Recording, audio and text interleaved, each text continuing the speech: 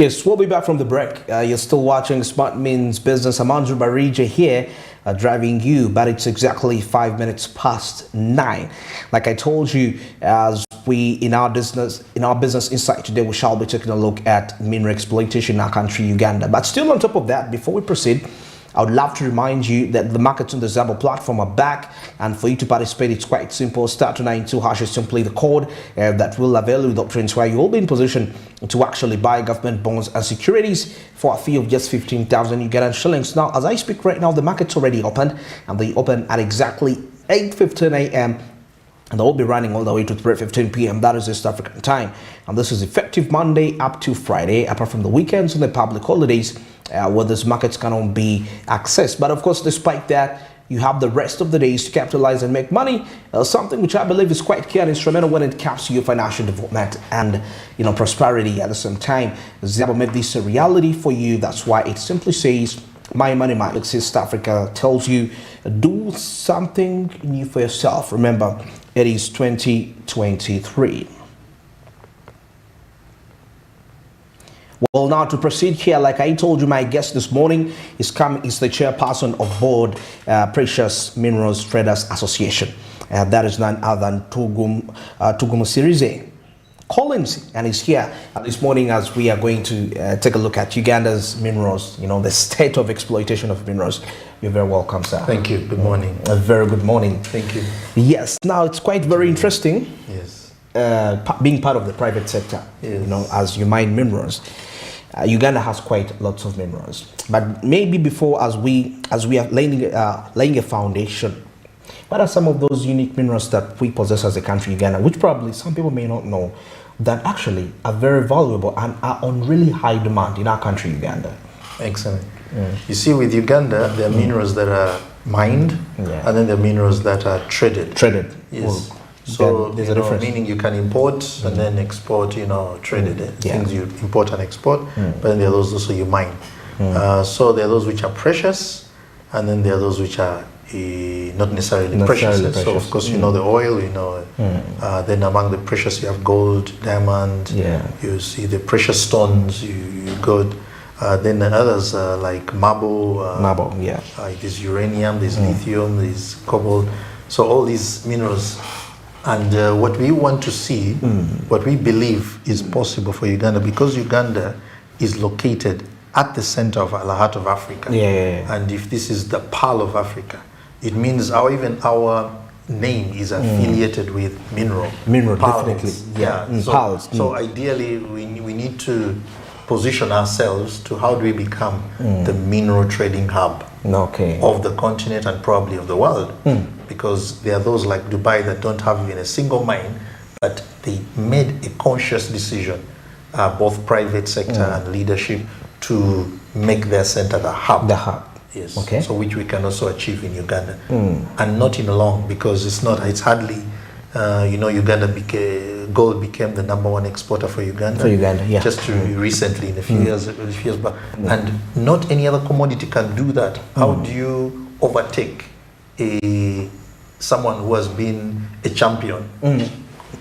Coffee. For decades. Suddenly you come from nowhere and then you are the one saving the nation. Exactly. And during a tough time, pandemic, COVID, you're now the savior of the. So and yet by a few people, it's like hardly they're accountable on the top of your fingers that are doing that, making that difference. So now if you scale it up, and you have more players in the economy, it means you build a base that this country cannot be shaken. You see, we've heard recently, we have the World Bank saying withdrawing, exactly. Telling other people, sending signals.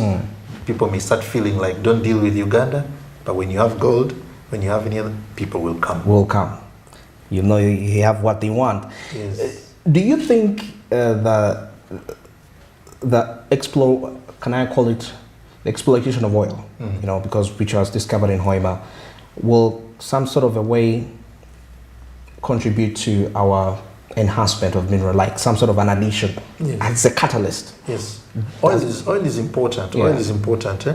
And whenever you have an asset, normally there are threats. And the risks you have are either thieves or you have liars who deceive against so you can hide. So when you hear environmentalists trying to come out to say, to discourage investors from investing in Uganda, and they're trying to say that because the carbon footprint will be increased, it's a version of deception. They may be using some facts here and there, but an environmental impact assessment was done for so many years. So many years, yeah. And then all investors had to look at it. They approved it. They knew that all mitigation, adaptation means are all in there.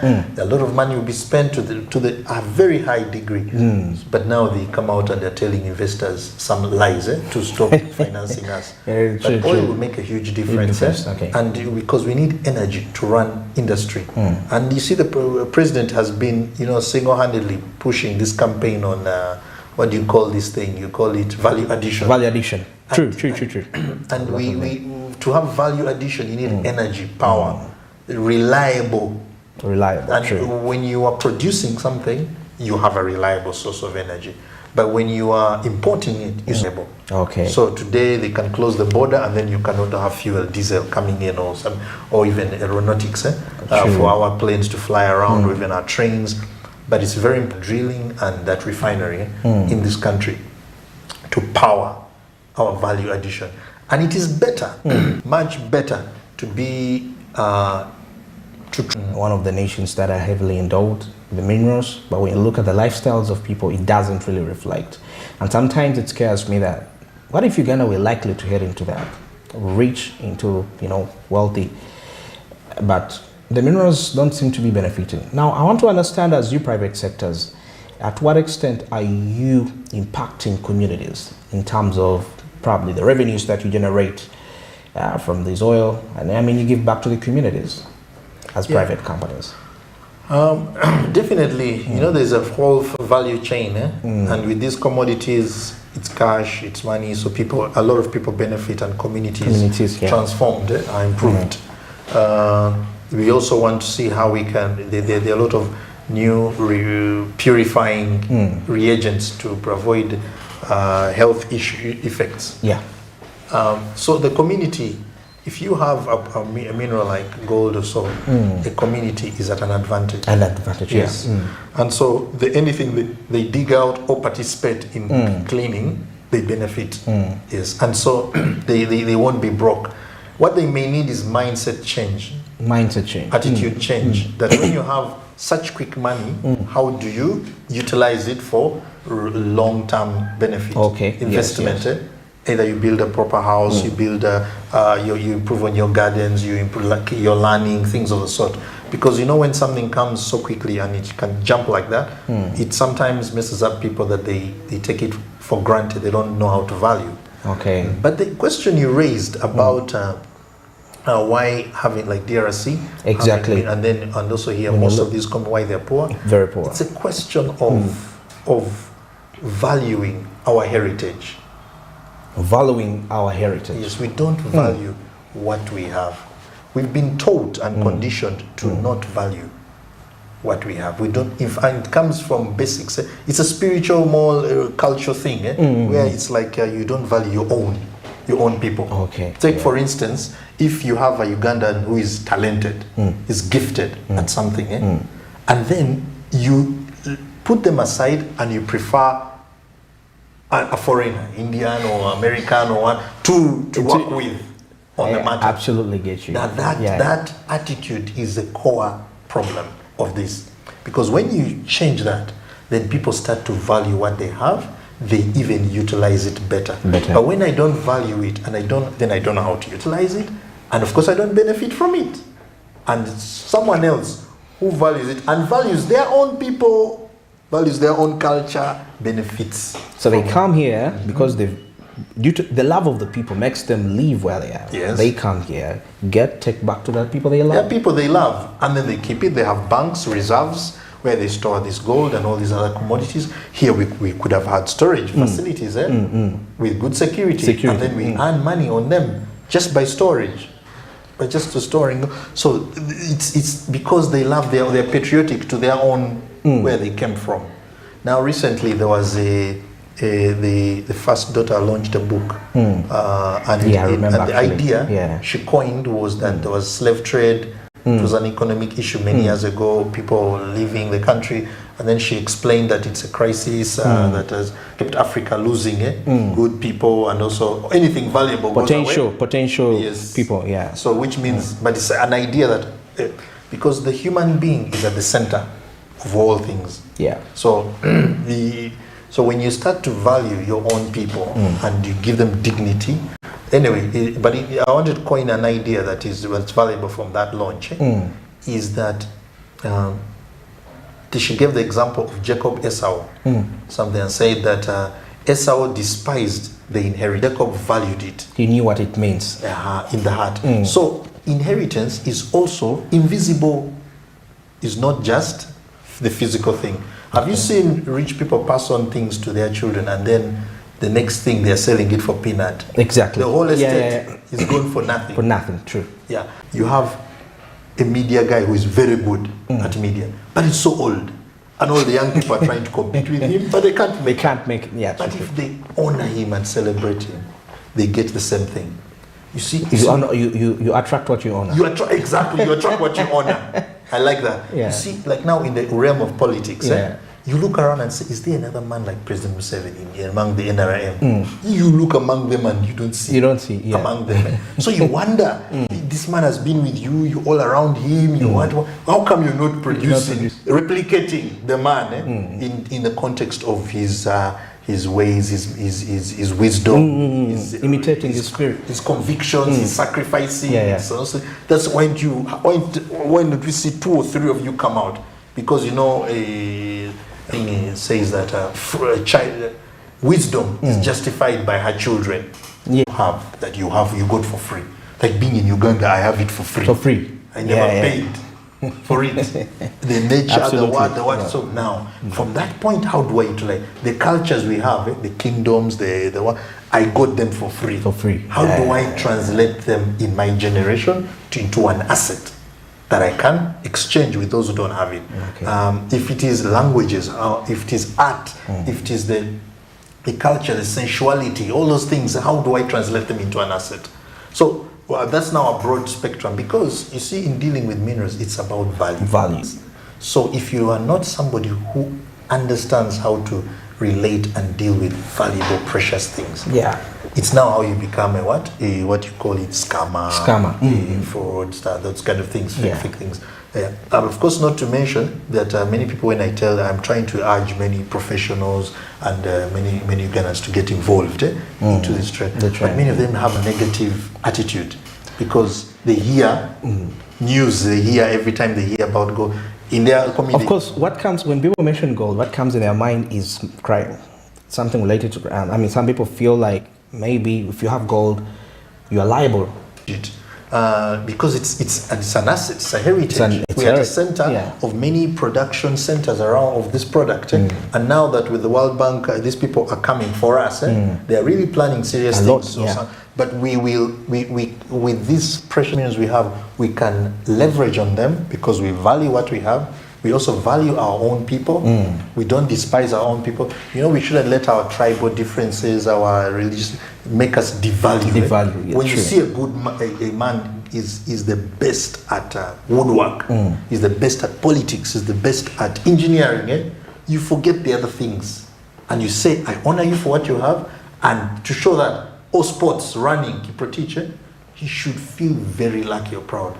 And when you all value it, you put not just even money, even whatever way you do something in it, even words, praise, you praise it, and then we all, whenever God gives a gift to somebody, it's not meant for them and for all of us to look up to them.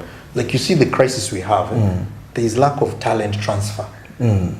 Generation transfer of skills, of talent. Man, you put him as CEO of an organization, that now we're going to have talent transfer for in that oil is a treasure, mineral is a treasure. So how your concept of treasure and asset is now replicated on this, and so we could revolutionize the region and the continent. Well, interesting. Now, before we get into the break, let's talk about to what extent has the local market embraced the locally mined minerals? It's a challenge. But never. Those who are in the industry are benefiting, and many of them don't want more people to join. You know, when people find a treasure, their hearts, you now want to hide it. You want to hide it under the soil. Exactly. Yes. Yeah. So you don't want other people to know. Yeah. And you don't want even to make it easy for them. Don't want them to know it was easy. It was easy. Yeah, so you create assets that can be used, rings and the like. And this big market we can create here, and then the craftsmanship that we create around it will change mindset a lot. Because when you're relating with a mineral that is worth more than money, that it conditions your mind on how to value things. Okay. You don't become cheap. True. The mindset in your mindset, changes. your heart, and you don't do things. You actually value yourself, and you value others, and you value what you're doing, and you value those others who are doing what they're doing. Yes. So that the market will have a lot to change mindset, and we encourage leaders to not also adopt that attitude of quarantining. Quarantine this one, keep it out of keep it out. Yeah. If I were, I would require the minister to make sure I want 1 million people minimum licensed to come and trade. To local. To be licensed to trade the gold. To trade the gold locally. Locally. Oh, yeah. So because the license changes every year, so you have a very short window. So it means you need so many players in a very short time. And you want to encourage them to learn the skills, to do whatever is necessary, and stop this whole thing of monopolizing. Because what you're not saying, the US, when they were sanctioning our AGR treasury, and when people are against you, they will find anything. Anything, definitely, absolutely, yes. So they had to just sanction a few bank accounts and names. Okay. And then it changed our export significantly. That's not good.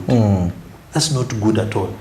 That's a few bank accounts are closed, and then the economy is shaking. The economy is shaking, true. We need a method in which that there are so many small, medium players in the industry licensed, and it is easy to access this license. It's easy to access free training, easy to do. Then the big players deal with big volumes only. Now, when you shake those ones and close their bank accounts, they have so many people to work through. Oh, that's a good. Because now that's a system. You see, the US is not going to look for 3 million people's bank accounts, medium, small, to close them because they want to shut down Uganda. Yeah, and then there are ways these small can move into and work with other neighboring countries and things of the sort easily. Than you, the big one, you don't have room to what? They close you. You trap, then they go for your family, they go for what? Exactly. And so to protect those big players, we need, it's like you have someone in the middle, who are the big players, maybe there are 4 or 5 or 7 or so, then you now surround them with medium. It's just like now like a kraal protecting. Then you have many small scale.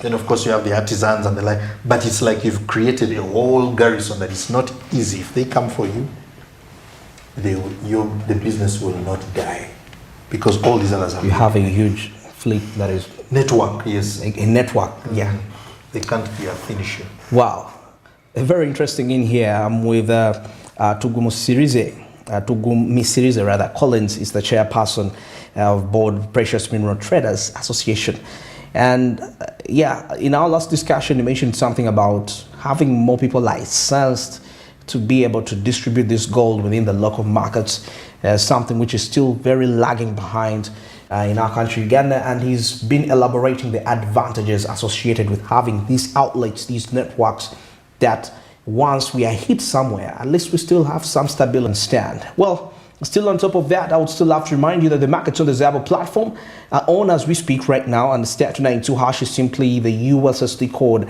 that will avail you with options where you will be in position to buy government bonds and securities for just 15,000 Ugandan shillings. Now, the markets opened at exactly 8:15 a.m. and they will be running all the way to 3:15 p.m.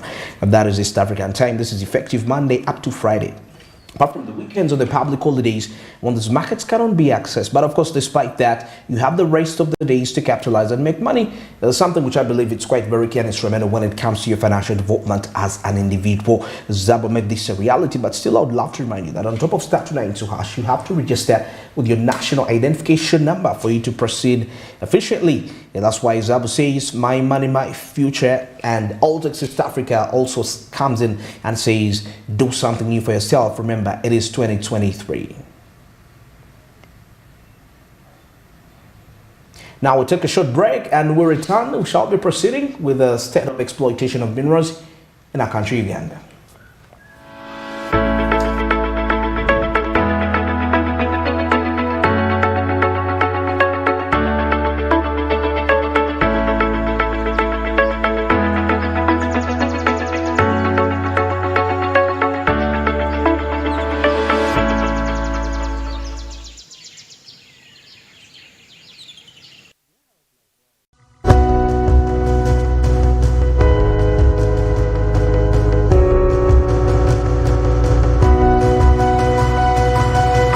Smart 24, driving business.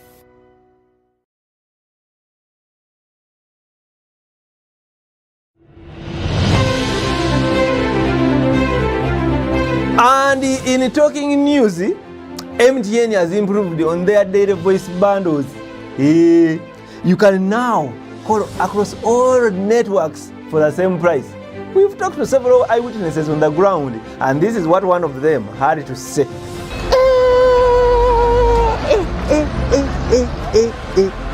Amos, did you hear about the MTN daily voice bundles?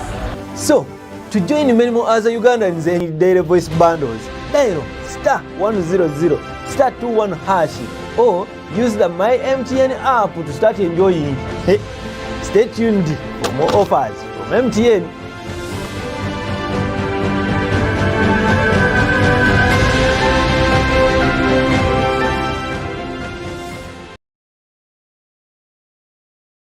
Say goodbye to paperwork and travel costs. Now every MTN customer can register to invest in securities anytime and anywhere with Zabu in a few simple steps. Step 1. Dial *292#. Step 2. Select option 1. Register with Zabu. Step 3. Enter your full names. Step 4. Enter your national identification number. Step 5. Enter your national identification card number. In 24 hours, you will receive an SMS confirming your registration. Congratulations, you are now ready to invest.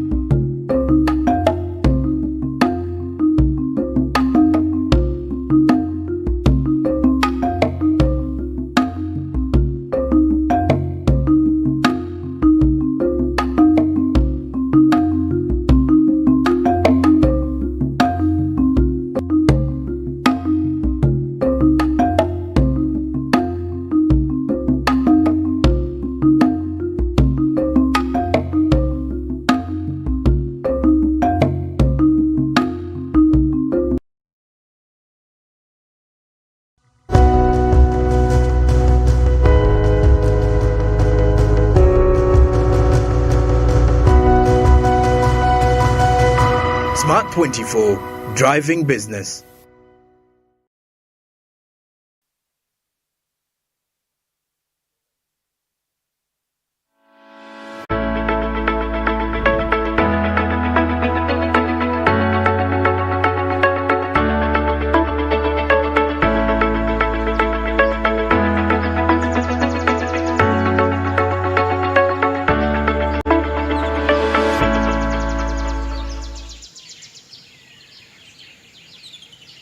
Yes, we'll come back from that short break. You're still watching Smart Means Business, your daily Kickstarter. And of course, as we are driving you with the right information that is quite very key and relevant when it comes to your business growth and development. But of course, before we proceed, all this conversation are powered by Zabu, a platform from Altex, which has made your trading experience easy and friendly.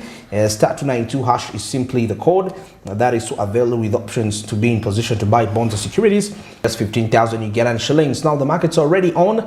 As I speak right now, they open at exactly 8:15 and they'll be running all the way to 8:15 p.m. That is East African time, effective Monday up to Friday, apart from the weekends or the public holidays when the markets cannot be accessed. But of course, despite that, you have the rest of the days to capitalize and make money, something which I believe is quite key and instrumental when it comes to your financial development as an individual. Zabo made this a reality. It's 2023. We gotta do something different, and bonds and securities is the new normal. That is for the 21st century. That's why Zabo says my money, my future, and Altex East Africa says, well, you gotta do something new. Remember, it is 2023.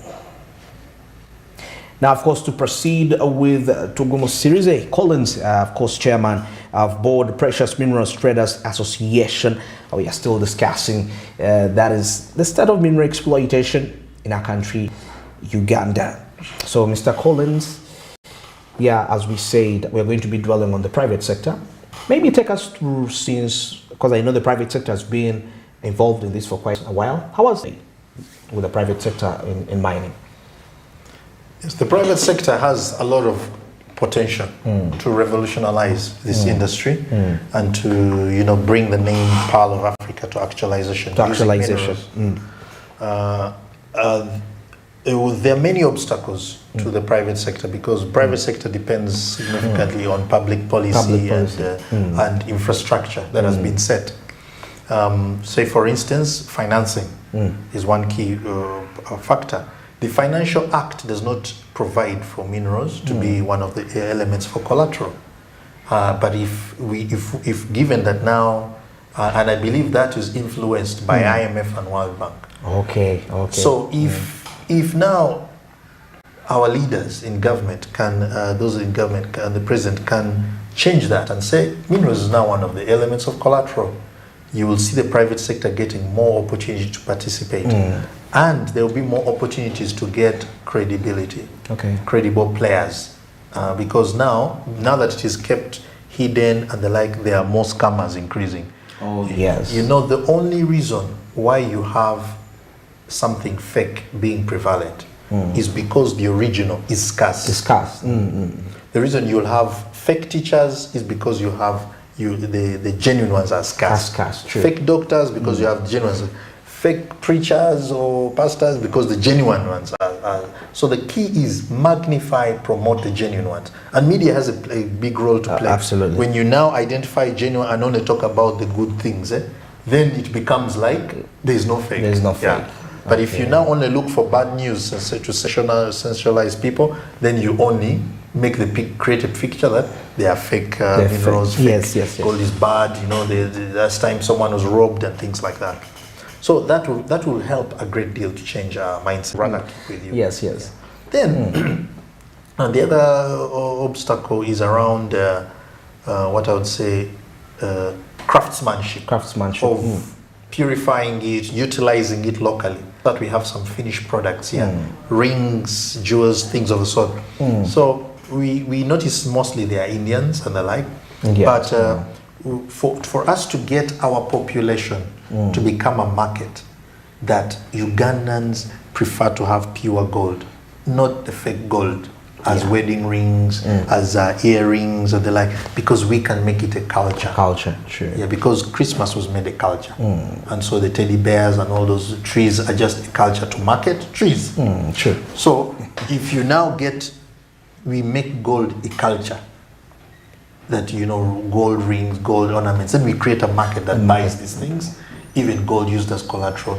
You remember in old days, there used to be granaries. They used to tell all communities for food security, have a way in which you build a granary, you keep it dry and you keep food, have a way in which you keep money, things of the sort at a grassroots level. We can now come up with a culture where our circles learn how to use gold as a way of storing. Storing. Yeah, storage asset, Yes. value and the like, and which can be verified. Things like, and people homes can keep also this as a commodity. And when this happens and the like, and it becomes a normal thing, it's an asset, then we have a local, we're not just exporting. Okay. And that gives us a buffer, resilience against any external shocks. With gold, we can finance oil easily. With gold. Wow. We can pay for the billions that are required for the refinery. Okay. If we have the market, we have the vibrance, we have the liberty. For instance, when Magufuli changed some laws in the gold of Tanzania, that when people are moving, you're trading gold within Tanzania. Tanzania, yeah. If they catch you or you are passing it somewhere, nobody will ask you for papers. You're in the country or something like that. But if you are exporting it, then you will be asked, where did it come from? Where did you come from? Yes. So likewise, the same thing here. And once you make it common, then authorities don't abuse it. Okay. You know, because some of the biggest threats will be security. Security. Hijacking your product. The biggest threat will be, border. Yeah, conspiracies to swap it, things like that. So, but if it is a common thing, it's as common as another product that is in the country and the like, then we don't have the whole fuss around it. We are not trying to say you don't deserve, I deserve. Exactly. Things like that, Yeah, we value all our people. We value the country. Whoever is here means they are valuable people. And God has given this to us. And this country is for God first. Definitely. Then our country. So we treasure, when we treasure, we stop now stealing or sabotaging and things like that. And URA will not have issues. It will now, you'll have so many traders trading in this, and because the returns are good, they what?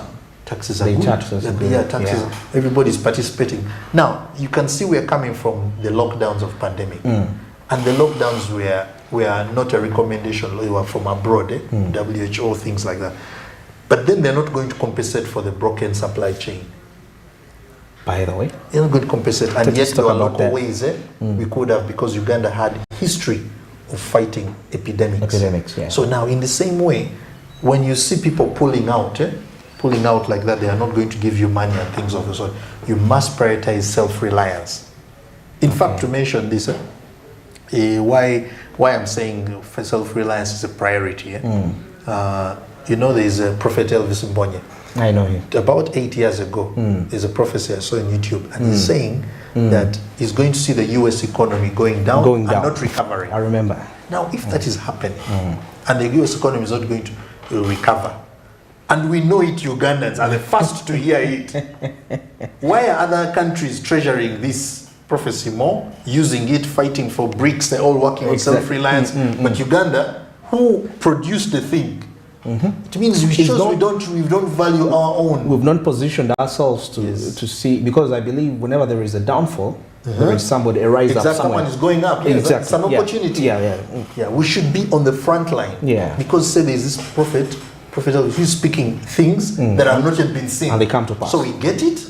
We now say, prepare. How do we use this as a strategy to reform us? I love that. Then how do we pick up? Then he also talked about, of course, you warned that we shouldn't listen to environmentalists who sabotage our oil production. Oil production. These are economic insights. And when you prove that someone has been doing this, has been prophesying and things come to pass, then you become serious. And I want to point out too about Uganda. 2020 is not in the online, but he was very clear saying that Uganda has been chosen by God to become a leader for the revival on money. The money revival. Yeah, to show the world what prosperity is. I agree. So if you're a country that is going to, because US has been teaching us prosperity, UK has been teaching us prosperity, Singapore has been teaching us prosperity. When I say teaching us, when it comes to prosperity, it means you deliver results. You deliver it, definitely. Then people come to you and borrow money and things like that. Exactly. Now it means Uganda is supposed to be a major lender. So if a guy like that, a man like that tells us that, and he says we are supposed to, and he says he knows the way of how we can do it, we need to pay attention and then we find a way in which we can harness these minerals of ours. And the more we dishonor, despise each other, especially our talents, and because of either religious bias or tribal bias or something bias and the like, their talents, you see someone has come out and just say, I don't like you, you look bad to me, but what you have, you're good. What you have is yet good. You have is really good, and that one I honor you for it. Something like that. I get you separate things. You don't become emotional. That I was born in this place and like. So that's how we can upscale our minerals and transform our economy. Because you cannot. Economy is so tagged to mindset. So tagged to a mindset. Yeah, the culture you have, and if your culture is not supporting. Whatever, how many good ideas we have, good strategies we have, are meant to understand we have some of the world's best policies, economic policies, but we cannot execute them. But and not because we don't have the best. You go around Africa, Zambia, you go where they hire Ugandans, Nigeria, they hire Ugandans. Ugandans are some of the top at their talent. So why is it that here in Uganda they are not the best? But out there they are very good. But it's because they are celebrated. They are called for out. You know, even in NASA, one of the top engineers in NASA is a Ugandan. True. So this culture needs to change, and right from the top, and also a culture of honor. And when it is, because it is so deeply rooted spiritual, honor spiritual gifts. Of course. Then you honor natural gifts, talent, running, what. Then you honor skills. That someone's an engineer, someone can hammer their nails properly. Then you honor them, and that's how we spread talent. If they are good pastors and you honor them, you get many more good pastors. Good prophets, you have made many good prophets. Good politician, you get many more good politicians. Good security soldier, you get many more good because of they know how to honor when they see a good gift. Wow. So of course there are challenges why this is not the case. If you want me to talk about in my thought process, many people who are gifted have contributed to preventing this. Like you're gifted in say perfecting gold, converting it into a very nice gold ring that is a shape, has shape and things of the sort. Craftsmanship. So because you have a craftsmanship, and whenever someone sees your craftsman output, so it's unique and it's special, so they're paying for it. Now what people will do when you have that skill, you want to hide it. Now you have so many customers, they have to queue up is for you. You don't want to transfer, you don't want to teach others, you don't want to what? Because you want to be the only one. You want to be a monopoly. Yes. So you want to hide, you want to run and things like that. Okay. But when you have a culture of honor and you sensitize why it's important to replicate that person, it's for succession, for progression, things like that. For instance, if Switzerland has been making very perfect watches, just craftsmanship of jewelry and things like that, for hundreds of years, consistently, and they have survived, and they sell us at $100,000, and we're all looking for them. And it's passed on from child to father down the line. They're talking about 500 years we've been doing Rolex or logging, things like that. Now that craftsmanship is very important to pass on, and to pass on to those you either cherish or those who cherish you, who care about you. But don't cut off. When I'm buying land, it grieves me. You're buying land, and from a family or parents have passed and they are selling off the property.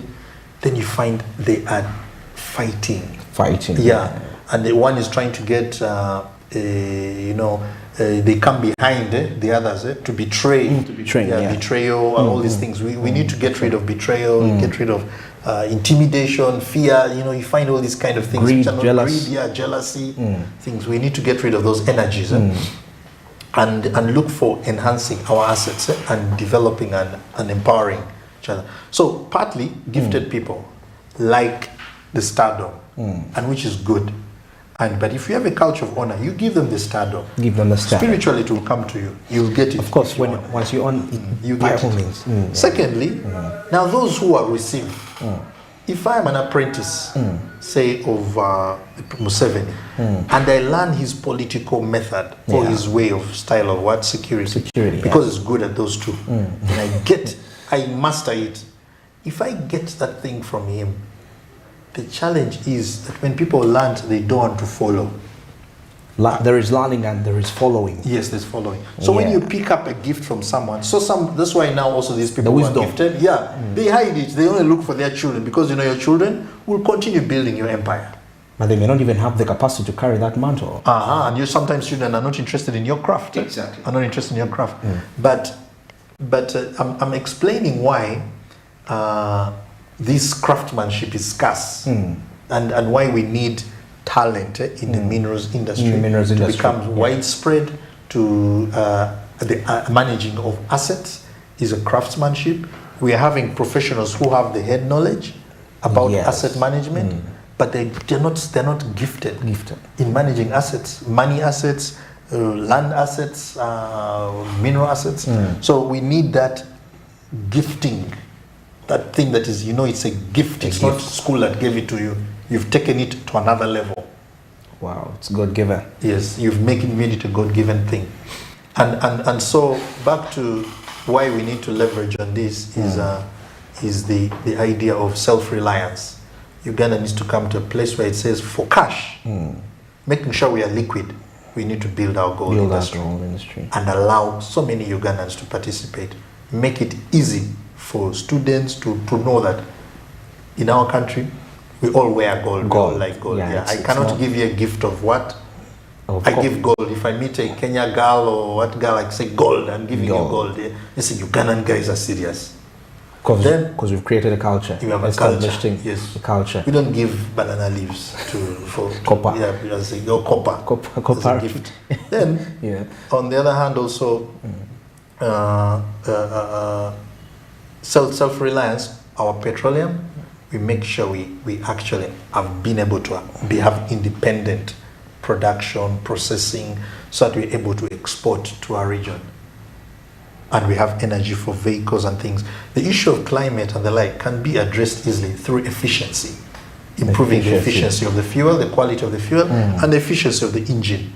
And then you have less pollution. That's all you need to focus on. Innovate in that direction, but don't kill the thing. Okay. Yeah, don't that idea of a baby, because the water around the baby is dirty, then you throw the baby away as well. No, keep the baby, find a way to clean up, but keep the baby, the core. It's important. It makes far better than solar, far better than what in driving industry, in building industry, and the like. And so we'll build our craftsmanship. Yeah, and so in totality, that's what could transform our labor. The lack of labor, human resource, and the lack of excellence in our human resource. Of course, the other now is the issue of enjoyment and how we spend. To learn how to spend in valuable, less self-destructive ways. Because we don't know how to enjoy ourselves, our cultures have only resorted to drinking. Mostly we knock yourself out, you're out of this world. But there are other ways of really meaningful ways that the entertainment industry becomes not only but also spiritual, uplifting. Sort of uplifting. Yeah, uplifting. It lifts you through conversation, through dance, through all kinds of expression, through party. Sophisticated, we become more as a culture, and we take even our dances to another level, either through blending with other. But we ritualize these things so we can make them meaningful, especially for our consciousness. Diverse and broad and lifted to higher dimensions. Yeah, higher dimensions. Yes, exactly. So I think because you see people are making money quickly from say gold and minerals, and then they are drinking it. So you go miners somewhere and they are still the Mabati. The person has made $1 million in 6 months, but is still staying in Mabati. So you want to change that. By the way, the house you build, it's also good for you. It makes you happy, makes you It portrays some. I mean, you can now, then you can remove what you put on your boots, go back to and dig it, then come back and now go to a nice car, nice house, nice places, enjoy a variety. The food, do it even better than what it is. But learning to enjoy in rich ways, enjoyment needs to also be revolutionized. So I believe a gold economy will transform all these areas because it will change our mindset, value system. Not only the financial side, but also this other side. It will transcend everything about humanity that concerns human beings. Yes. Thank you, Mr. Collins. It was a great, insightful aspect in here. And of course, we've been discussing mineral exploitation in Uganda, but centering much more on gold and its potential to transform the society of Uganda, and only just from the financial perspective. When you talk about success, majority of the times we think in monetary terms, but it could be spiritual success, it could be social success, and there's so many of that kind. And now we come to the end of Smart Means Business. Of course, great thanks from all the way we started from 7 a.m. coming now all the way here as we are winding this up. But of course, still to remind you, channel 372, that's on DSTV, channel 320 on GOTV, and you can also actually go on free and find us there. Still on our, you go to Play Store, download the Smart Digit application where you'll be able to stream Smart 24 TV live at any place, anywhere. You could be driving back home, stuck in jam. Well, you can stream Smart 24 TV right there. And also at Smart24.tv live, stream Smart 24 at any part of the world that you will be at, as we bring you the latest information that is from the world of business, both local and international at the same time. Well, I would love to say it's a new week, a fresh week. You gotta be productive throughout the day, and also great thanks for being part of the show. Till tomorrow, good morning.